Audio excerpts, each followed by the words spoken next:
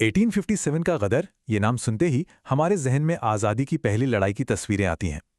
लेकिन जब बात राजस्थान की हो ना, तो ये कहानी थोड़ी अलग हो जाती है। ये सिर्फ आज़ादी की जंग नहीं थी, बल्कि ये थी विरोधाभासों की लड़ाई। सोचिए जरा, एक ऐसी जमीन जो राजाओं और सूरमाओं के लिए जानी जाती है, वहां एक बहुत बड़ा सवाल खड़ा हो गया था। किसके लिए लड़ें? अपनी प्रजा के लिए या फिर अपने आका यानी अंग्रेजों के लिए? 1857 में पूरा राजस्थान इसी कश्मकश में था। एक तरफ भयंकर विद्रोह की आग थी, तो दूसरी तरफ अंग्रेजों के लिए अटूट वफादारी की कस्में। और इसी उबलते हुए माहौल की एक झलक मिलती है सिपाही मोहम्मद अली बेग के इन शब्दों में। उन्होंने अपने ब्रिटिश कमांडर से साफ साफ कहा, अंग्रेजों ने खुद अपनी कसम नहीं निभाई। क्या आपने अवध पर कब्जा नहीं किया? ये सिर्फ एक सवाल नहीं था, ये वो चिंगारी थी जो पूरे देश में आग लगाने वाली थी। तो चलिए जरा पीछे चलते हैं और समझते हैं कि यह तूफान आखिर उठा कहां से था। देखिए, 1857 का विद्रोह कोई एक दिन की घटना नहीं थी। इसकी जमीन बहुत पहले से तैयार हो रही थी। पहली गोली चलने से काफी पहले से ही राजस्थान में ब्रिटिश ईस्ट इंडिया कंपनी के खिलाफ गुस्सा अंदर ही अंदर सुलग रहा था। तो वजहें क्या थीं? कई थीं। पॉलिटिकली देखें तो अंग्रेज राजाओं के उत्तराधिकार और उनके अंदरूनी मामलों में दखल दे रहे थे, उनकी ताकत छीन रहे थे। इकोनॉमी की बात करें तो भारी टैक्स लगा दिए, नमक और अफीम जैसे लोकल धंधे चौपट कर दिए, जिससे बेरोजगारी फैल गई। सामाजिक तौर पर जो सामंत थे, उनके अधिकार और रुतना कम कर दिया गया। और तो और धर्म के मामले में भी ये अफवाहें जोरों पर थी कि अंग्रेज जबरदस्ती ईसाई बना रहे हैं और सती प्रथा जैसी चीजों में दखल दे रहे हैं। मतलब साफ था, अंग्रेजों ने समाज के हर ताने बाने को, राजा से लेकर रंक तक, सबको परेशान कर रखा था। अब जब मेरठ में विद्रोह की आग भड़की, तो उसकी खबर हवा की तरह फैली। और राजस्थान में जो पहली चिंगारी सुलगी, वो जगह थी नसीराबाद। 28 मई 1857 का दिन था। 15वीं बंगाल नेटिव इन्फेंट्री के सैनिकों को शक के बिना पर अजमेर से नसीराबाद भेजा गया था। उन्हें लगा कि अंग्रेज उन्हें निहत्था करके कुचलने की तैयारी में हैं। बस फिर क्या था, उन्होंने बगावत कर दी, तोपखाने पर कब्जा किया, पूरी छावनी लूट ली और मेजर स्पॉटिसवुड और न्यूबरी नाम के 2 अंग्रेज अफसरों को मार गिराया। नसीराबाद में जो आग लगी थी, वो सिर्फ एक छावनी तक सीमित नहीं रहने वाली थी। ये तो बस शुरुआत थी। ये आग पूरे राजस्थान की दूसरी सैनिक छावनियों में फैलने को तैयार थी। और देखिए, हुआ भी वही। कुछ ही महीनों में बगावत जंगल की आग की तरह फैल गई। 28 मई को नसीराबाद, फिर बस कुछ ही दिन बाद 3 जून को नीमच में सैनिकों में बगावत कर दी। 21 अगस्त को एरनबुरा की जोधपुर लीजन ने विद्रोह किया और 15 अक्टूबर आते आते कोटा में तो एक बड़ा जनविद्रोह ही शुरू हो गया। एक के बाद एक छावनियां विद्रोह की आग में जल रही थीं। और इन सभी विद्रोहियों को एक ही नारे ने जोड़ रखा था, एक ही मकसद ने। नारा था, चलो दिल्ली, मारो फिरंगी। ये सिर्फ एक नारा नहीं था, ये एक मिशन बन गया था।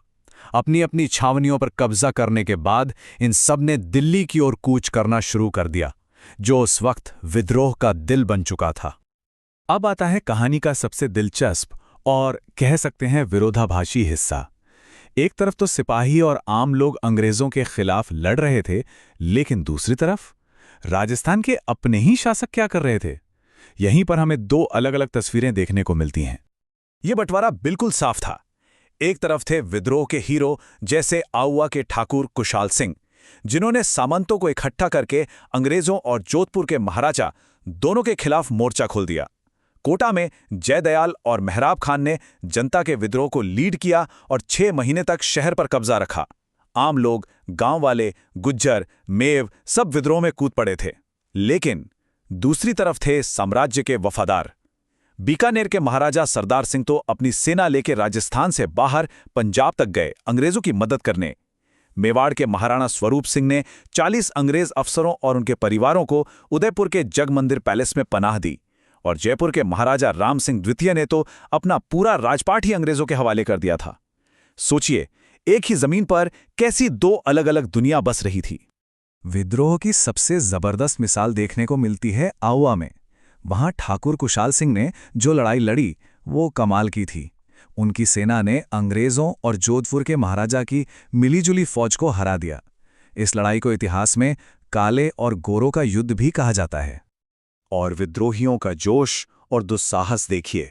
उन्होंने सिर्फ लड़ाई ही नहीं जीती, बल्कि अंग्रेज पॉलिटिकल एजेंट मैक मैसन को मारकर उसका सिर आउवा के किले की दीवार पर लटका दिया। ये अंग्रेजों के लिए खुली चुनौती थी।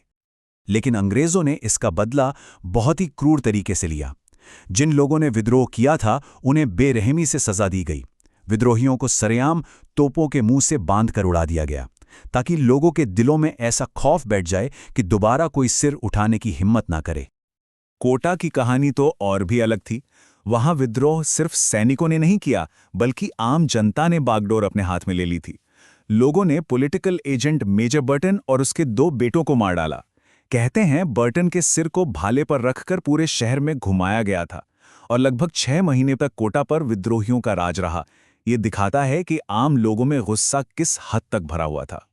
लेकिन आखिरकार अंग्रेजों ने अपनी पूरी ताकत झोंक दी और विद्रोह को कुचल दिया गया। पर इसके बाद जो हुआ, जो हिसाब किताब किया गया, उसने आने वाले 100 सालों के लिए राजस्थान की सियासत को हमेशा के लिए बदल कर रख दिया। अंग्रेजों का सिस्टम बड़ा सीधा था, इनाम और सजा। जिन राजाओं ने वफादारी दिखाई उन्हें खिताब दिए गए, जमीनें दी गईं, उनका सम्मान बढ़ाया गया। जैसे बीकानेर के महाराजा सरदार सिंह को 41 गांव इनाम में मिले, जयपुर के महाराजा राम सिंह द्वितीय को सितारे हिंद का खिताब दिया गया, और जिन्होंने बगावत की उन्हें सजा मिली। विद्रोही नेताओं को या तो मार दिया गया या उनकी जागीरें छीन ली गईं। कोटा के शासक को लापरवाह मानकर उनका रुतबा घटा दिया गया, और आहुआ और कोटा की जनता को तो अंग्रेजी सेना के भयानक दमन का सामना करना पड़ा। इस इनाम और सजा के खेल ने रियासतों को ब्रिटिश राज का पक्का वफादार बना दिया। और इस नई व्यवस्था का एक बड़ा दिलचस्प सिंबल था तोपों की सलामी। कोटा जहां इतना बड़ा विद्रोह हुआ था, वहां के शासक की सलामी 17 तोपों से घटाकर 13 कर दी गई।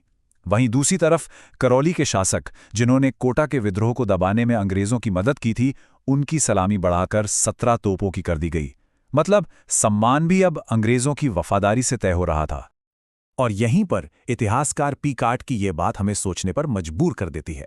वो कहते हैं, अगर राजस्थान के राजाओं ने देशभक्त क्रांतिकारियों को नेतृत्व दिया होता तो आज़ादी की लड़ाई का इतिहास ही कुछ और होता। तो 1857 में राजस्थान की कहानी सिर्फ एक विद्रोह की नहीं है, बल्कि ये इस सवाल की भी कहानी है कि क्या हो सकता था अगर